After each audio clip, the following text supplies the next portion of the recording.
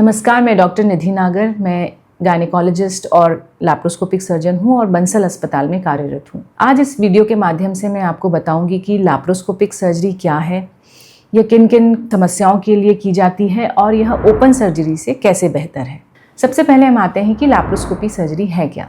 तो इसको हम बोलचाल की भाषा में की होल सर्जरी भी कहते हैं, क्योंकि इसमें जो चीरा है वो बहुत ही छोटा होता है, जो कि 1 सेंटीमीटर से 5 मिलीमीटर के लगभग का होता है। लैप्रोस्कोपी सर्जरी में बहुत स्पेसिफिक इंस्ट्रूमेंट्स होते हैं, जो कि बहुत ही पतले और लंबे इंस्ट्रूमेंट होते हैं, जो कि आपके पेट के अंदर डाले जाते हैं और एक सामने स्क्रीन होती है जिस पे देखते हुए हम ये सर्जरीज परफॉर्म करते हैं। लैप्रोस्कोपिक सर्जरीज महिलाओं में कई सारे रोगों के निवारण के लिए की जा सकती है, जिसमें कि इनफर्टिलिटी से जुड़ी हुई समस्याएं हैं। जैसे कि कोई कपल अगर काफ़ी समय से अगर इनफर्टिलिटी से परेशान हैं तो उसमें हम डायग्नोस्टिक लैप्रोस्कोपी करते हैं, जिसमें कि हम एक दूरबीन, पतली सी दूरबीन पेट के अंदर डालकर कारणों का पता लगाते हैं और उस जो कोई कारण अगर हमारे सामने आता है तो उसका हम उसी वक्त ट्रीटमेंट भी करते हैं। जैसे कि अगर बच्चेदानी में अगर सेप्टम है, अगर बच्चेदानी का जो अंदर का भाग है 2 भागों में बटा हुआ है, तो उसी वक्त हम वो सेप्टम को निकाल देते हैं। अगर हमें ये समझ में आता है कि फलोपियन ट्यूब्स ब्लॉक है तो हम उसको उसी वक्त लैप्रोस्कोपी द्वारा उसको ठीक कर देते हैं। कई बार बच्चेदानी में गठाने होती हैं, जो कि जिसकी वजह से महिला को हेवी ब्लीडिंग हो रही है या उसको गर्भधारण करने में प्रॉब्लम आ रही है, तो हम ये बड़ी बड़ी गठाने भी लैप्रोस्कोपी द्वारा निकाल लेते हैं। इसके अलावा लैप्रोस्कोपी के माध्यम से हम ओवेरियन सिस्ट्स का ऑपरेशन भी करते हैं, जैसे कि बहुत कॉमनली जो चॉकलेट सिस्ट और एंडोमेट्रियोसिस की समस्या जो आजकल बहुत देखने में मिल रही है, तो लैप्रोस्कोपी से हम एंडोमेट्रियोटिक सिस्ट को निकालते हैं ओवरी में से।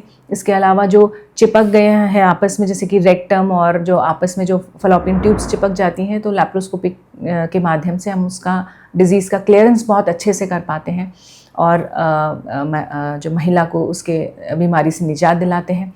लैप्रोस्कोपी का यूज़ इसके अलावा बच्चेदानी निकालने की प्रोसेस में भी होता है।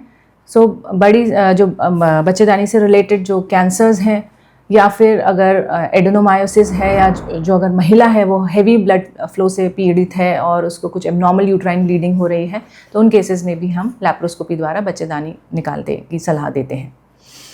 कई बार ओल्ड एज महिलाओं में जो प्रॉब्लम आते हैं यूरिनरी ट्रैक्ट से रिलेटेड, जैसे कि अगर महिला का जो यूरिनरी ब्लैडर है वो नीचे आ रहा है, महिला को अगर छींकने और खांसने में अगर यूरिन लीकेज हो रहा है, या फिर महिला की बच्चेदानी अगर बाहर खिसक रही है, तो ये सारे ऑपरेशंस भी हम लैप्रोस्कोपी द्वारा करते हैं। अब हम आते हैं कि लैप्रोस्कोपी सर्जरी ओपन सर्जरी से क्यों बेहतर है, इसके क्या बेनिफिट्स हैं।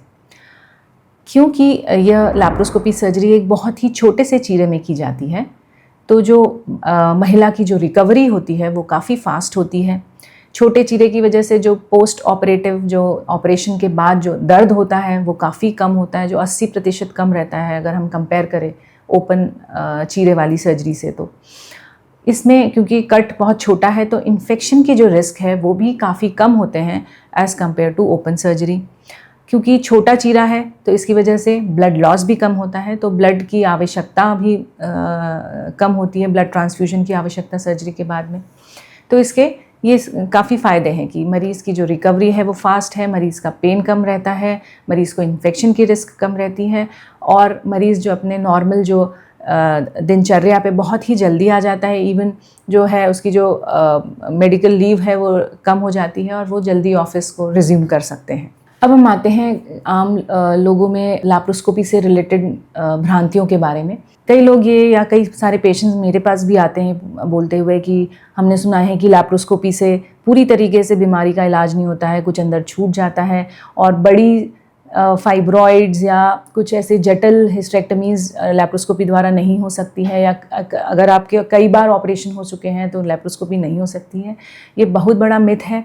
बड़े से बड़े फाइब्रॉइड्स या बड़े से बड़े ओवेरियन गांठें जो कि कैंसर नहीं हैं और जिनके कई बार ऑपरेशंस हो चुके हैं, या उनके मैश लगी हुई है, जैसे कि कई बार हर्निया की मैश सर्जरी हो चुकी है, या फिर कुछ भी जो जटिल हिस्टेरेक्टमीज़ हैं वो सारी सर्जरीज हम लैप्रोस्कोपी द्वारा परफॉर्म कर सकते हैं। बल्कि कई अच्छे तकनीकें ऐसी आ गई हैं जैसे कि जो डिजीज़ का क्लियरेंस होता है वो बहुत अच्छे तरीके से होता है और जो ओपन से भी ज़्यादा अच्छे रिजल्ट्स हमको लैप्रोस्कोपी में देखने को मिलते हैं। सो लैप्रोस्कोपिक सर्जरी से डरिए नहीं, सही जानकारी रखिए, सही सर्जन का चुनाव करिए। अगर आपको लैप्रोस्कोपिक सर्जरी से रिलेटेड कोई क्वेश्चंस या क्वेरीज हैं तो कमेंट बॉक्स में डालिए।